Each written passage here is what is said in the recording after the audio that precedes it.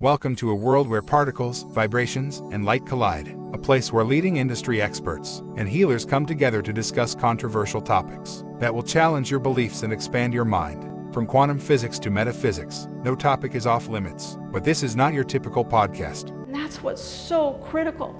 What you're thinking is still going inside of your body. Just because you don't say the words doesn't mean that it's not so, because you still think, right? And so we've gotten to the point where, well, as long as I keep my mouth shut, I'm okay. No, you're not. You're still storing up your body. You are still putting emotions in your body because of your need to be right. And if we have no right or wrong, then what is? And that's all there is, right? It's either energy or it's not. Whether you're speaking the words, whether you're thinking the words, whether you're thinking it, still matters.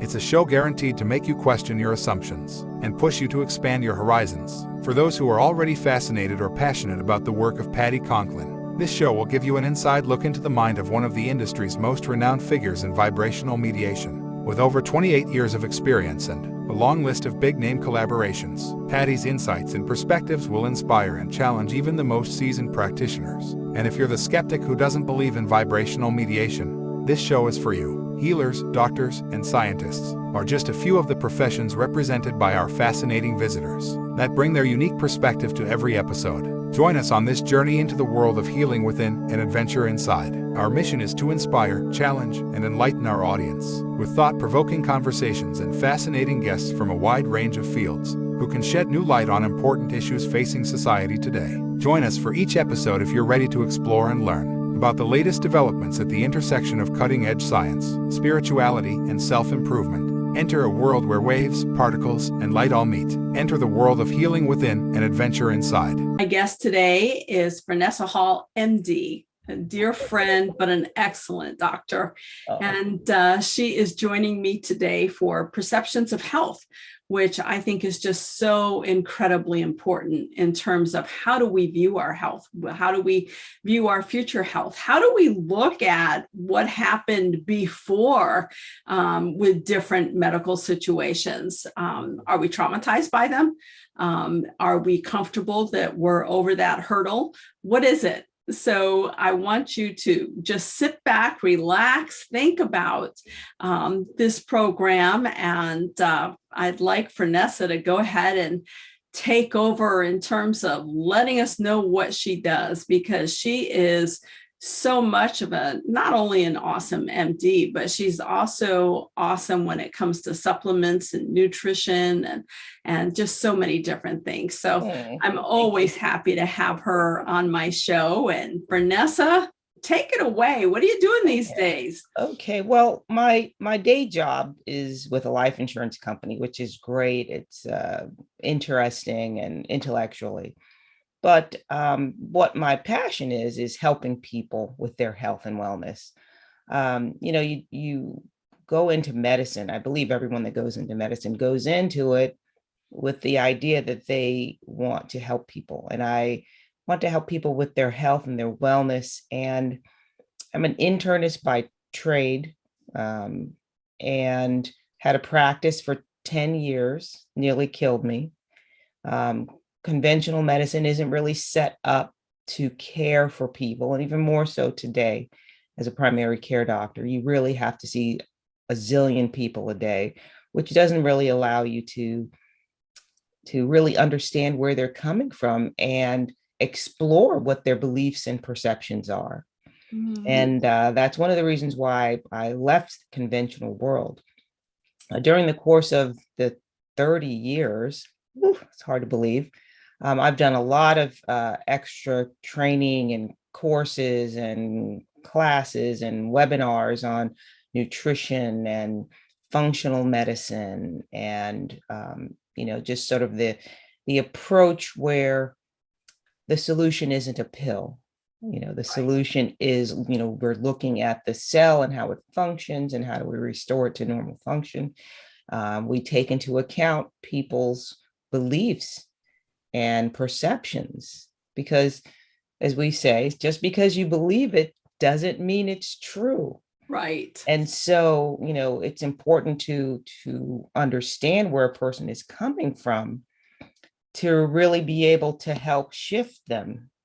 Right. And so, doing these programs with you helps me fulfill sort of that need to help people. I mean, I do other things. I do have a few patients that I still take care of in Atlanta. I do house calls. They just won't let me go. I have a regenerative medicine clinic here in Greensboro area, really doing some great work, helping people with primarily osteoarthritis, but we're starting to do some treatments for chronic wounds. Very exciting. Really, really helps people function better.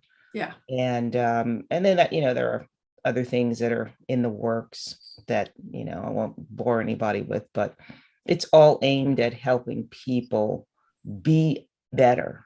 Yeah. And not just have a pill that muffles the problem. Right. Right. So. We've been working together for what now, 24 years, 25 years? Something like that. I think around 25. Yeah. Wow. So, and we've seen a lot of people together right. through the years, and some of them, your clients, some my clients, but really kind of coming together in those clients that we're challenged with, right? That yes. Either one of us need a little bit of assistance from the other. Right. There's no one thing that's going to help every person. That's right. It's going to be a combination. But a big part of that is that person's perception of what the care is that they're getting. Yeah.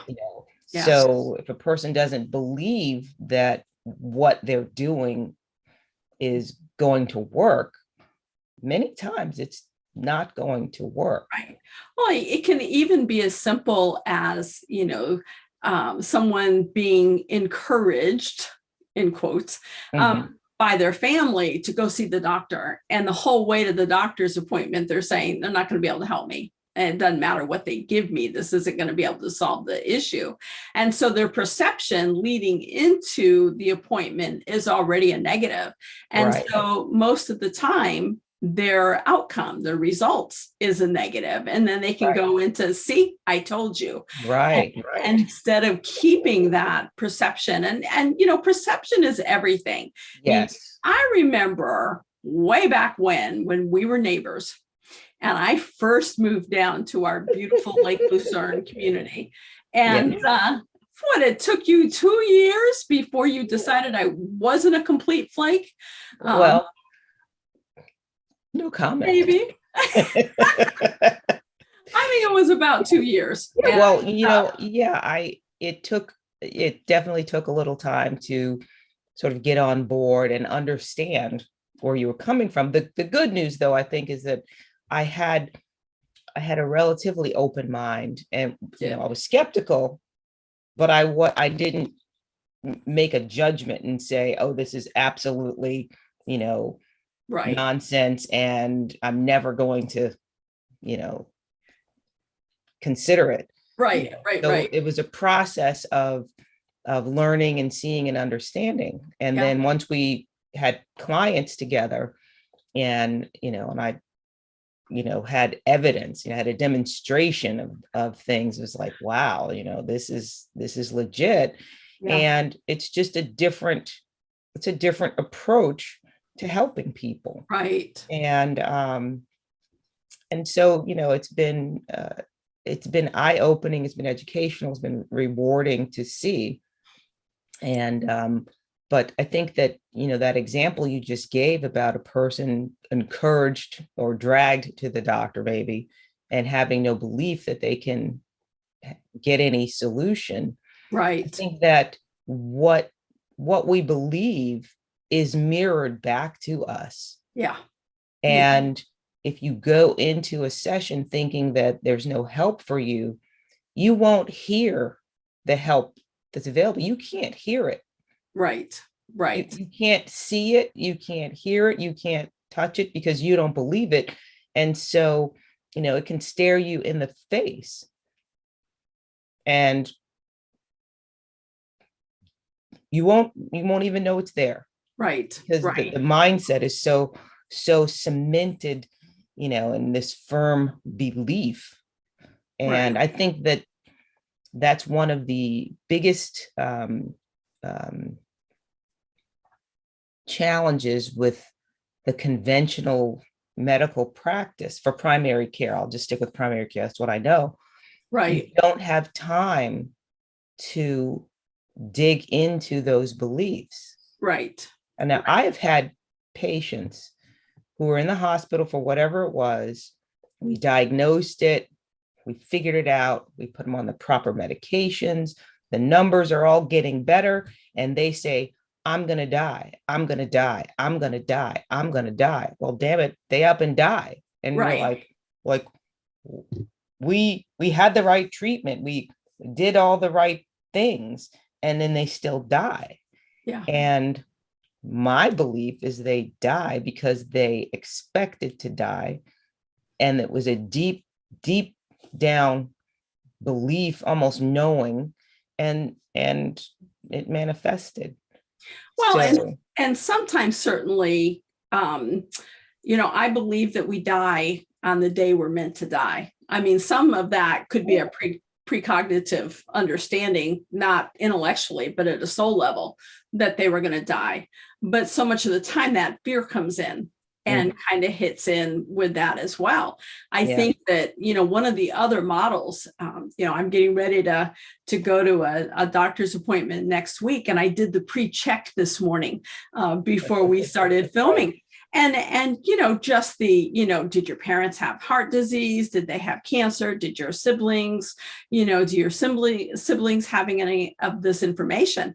And I can just imagine a doctor on the other side getting ready to come into my room, and all of a sudden he's done this cursory look, or she's done this cursory look at all of this information of my genetics, which then sets up a assumption that maybe I need to be checking on these things. Now, I'm not of the belief that genetically we need to take on what our family history took on. I just don't believe that that's something that's necessary, and certainly teach about that as well. You have someone who's like, especially breast disease, let's look at breast cancer. If you have 3 generations of women in the family that had breast cancer, there's an assumption in that 4th generation, well, I'm going to have breast cancer because all 3 of my prior relatives have.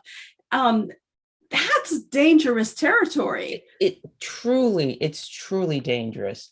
And I think, let me just do a little piece on genetics. So it's not like every disease has this genetic component, and that if you have this gene, then you're going to get this disease. It just doesn't work that way. Now, there are some conditions that work that way. If you have the genes for sickle cell anemia, you have 2 of them, you have sickle cell disease. I mean, okay. But as far as family history and having this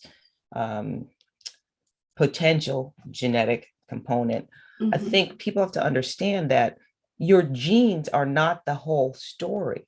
Right. You have genes, and those genes can be turned on or off, okay?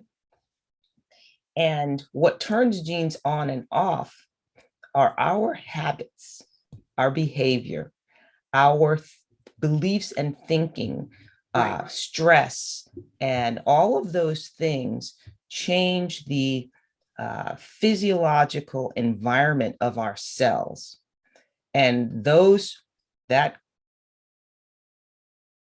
scenario can turn a gene on or off. And those things are sleep, The biggie is nutrition, Yeah. Yeah.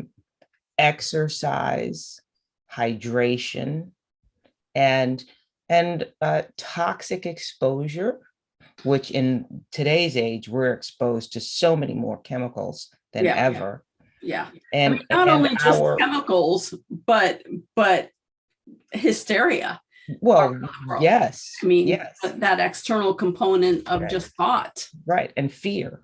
Right. So, fear changes your physiology, Mhm. and it changes it in a negative way. So does stress. So all of those things come into play, to create an environment where a cancer gene or a diabetes gene or whatever gene can be turned on and then be expressed.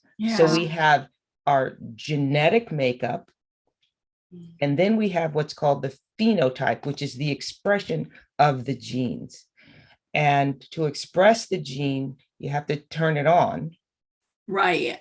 right? But if you can do things to lower the chance of turning that gene on, then you do have a role in this. And I think it's the genetics is this much, but what we do and think and believe is the majority of it. So I'll give you an example of breast cancer. There's that BRCA gene, I think people have heard of. Even with that gene, 100% of people with that gene do not get breast cancer. It's not 100%. It's not a done deal. Wow. Okay. Wow. Yeah. So what I think we should study is who has the gene and how did they not get cancer?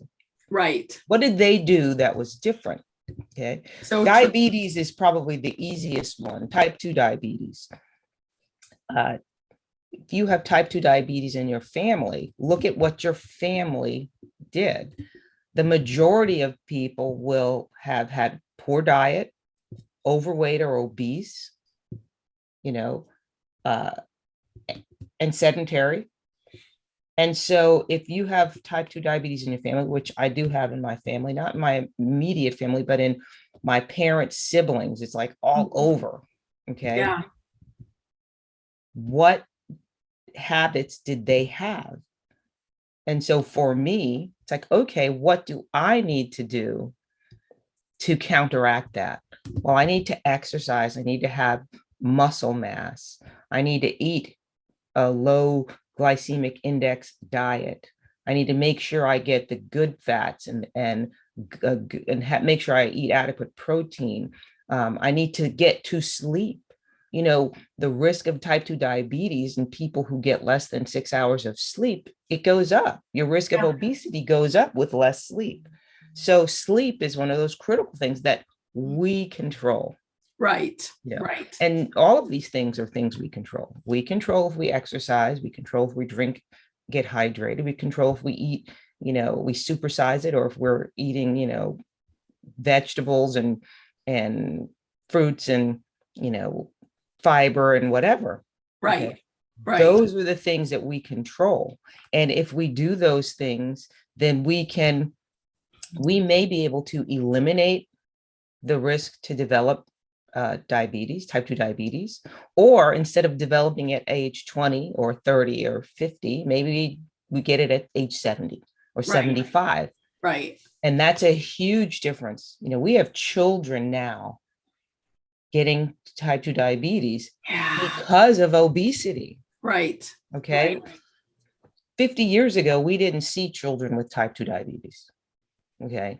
But now, since so many children are obese and overweight, we're seeing a lot of type 2 diabetes. And this is because of their habits. Yeah. So what I want, so I believe that what you believe influences what you do. Yeah. Yeah. So if you believe that it's a done deal and you're going to get diabetes no matter what, then why should you make the effort to exercise and, and eat make right. the effort to eat right and to cook your meals instead of just, driving through the drive-through. Right. Right. So your behavior, I believe, follows your belief.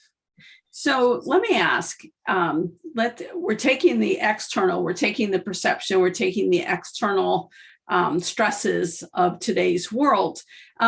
Does culture also play a part in that, in the cultural communities around the world? I mean, Well, do we have a higher sense of, let's stay on the topic of diabetes. How much does cultural beliefs come into that? Or is well, I there mean, no I think connection? the culture within which you're raised has a tremendous impact on you, because think about uh, your diet. It's based on your culture. Mhm, Okay. mhm. And so, for instance, um, I've had some Italian friends take me home with them, and their grandmothers literally force you to eat. Yeah. You're stuffed, you're up here. And they were like, oh, no, no, no, there's more. And it's like an offense to them if you don't eat, Right, you right, know, or you grow up. My parents grew up very poor. So if you got food, you ate it all. And so, right, you needed to clean your plate, right? How many of us grew up with this idea that you have to clean your plate? You're full, but your plate still has food, so you have to eat it anyway. right, right. And I Okay. think a lot of that is our generation, Right. from our parents. I mean, it used to be that you were like 20 years younger than me, and now like we're within 5 years. So I'm kind of staying the same, and you're getting I'm older. getting older. But I think it is true. I mean, I think that growing up in poverty and growing up in the generation that we did, um, you really were, you eat everything. And Right. And it took me, I had to break that habit, yeah, you know. yeah, Now I eat a lot of leftovers. So, you know, so I at least feel like I'm not totally wasting food. right, But, right, when I go to a restaurant, sometimes it's something that's just not going to make the transition to the next day. right. You just have to let it go. The Yeah. other thing too, that culturally there are some folks who believe that you have to have bread with every meal. Oh yeah, yeah. That's a big one, but that's not, you don't have to have bread with every meal, Right, you right, know. right. So definitely culture, and the community you grow up in and all, plays a role in it. And I think that what we have to do is examine, what is that cultural belief supporting my goals for good health. Right, And right. then if it's not, don't do it, you know. That's a challenging place for people, because so many people, maybe before this episode, just never thought of all of that combination between, the perception, the beliefs, how we were raised, the external stresses, the culture that we grew up in, all of those pieces. I mean, we know I'm a cheese fanatic, and you love your sweets. And so I love both of us cheese have, too, you which is a cheese as problem. well, yeah. So both of us have had to learn how to cut back on those things that we love, in order Yes, to accomplish that better health. And right, it's something you have to be aware of. You have to bring it into your perception right, that you need to be looking at different areas of your right. life in Yeah, order to have good health. if you want, particularly at our age, okay? I mean, if you're 20 and you're watching this presentation, trust me, develop your good habits now. Now, yeah. Make them habits like brushing your teeth, because it will save you later. Because it is very hard to break bad habits. I have bad habits. I stress eating. Stressful events, I often turn to food. Now I'm not as bad as I was at that, but still, there are events that occur and it's like, okay, where are the cookies? So for our own, and each of us has our own, you know, health risks, let's just say. Right. There is breast cancer in my family. I don't believe that I'm going to get breast cancer, and I am, doing all sorts of things to lower that risk. I do have hypertension. I have found through trial and error that exercise lowers my blood pressure. Mhm. Getting a good night's sleep lowers my blood pressure. Right. So those activities have gotten higher up on my list Right. of Right. things that I must do. So I'll go to bed at 9:30 or 10 o'clock. I'll record whatever. It's That like, hasn't okay, changed. I got, That hasn't changed. well, yeah, but I'll But DVR a show instead of stay right, up and watch it. instead of staying up. So But I mean, when we go back to breast cancer being in the family, Mhm. it's understanding that you don't need to carry that over. I mean, it's the Right. perception that you don't need to carry that over. And I think that that's what's so important for people is, we get a diagnosis from a physician. And so many of us, when we have our first consult with a physician, Mhm. and the physician comes back with, well, it could be this, it could be this, it could be this, it could be this, let's run some tests and kind of narrow it down a little bit. The average person just goes into absolute fear mode, and they go home and they Google it and they find the thing that they're the most scared of. And Yes. they start fixating on that. And guess what? When you go back to do your testing and so forth, that's typically the one that will come up, and people will go, I knew it. Well, Right. did you know it, or did you create it? Well, Did you trigger that process because of your fear? Yeah. You don't Well, have and fear that you're going to have fear, breast cancer. here's the thing, that fear didn't arise that day. Right. That's true.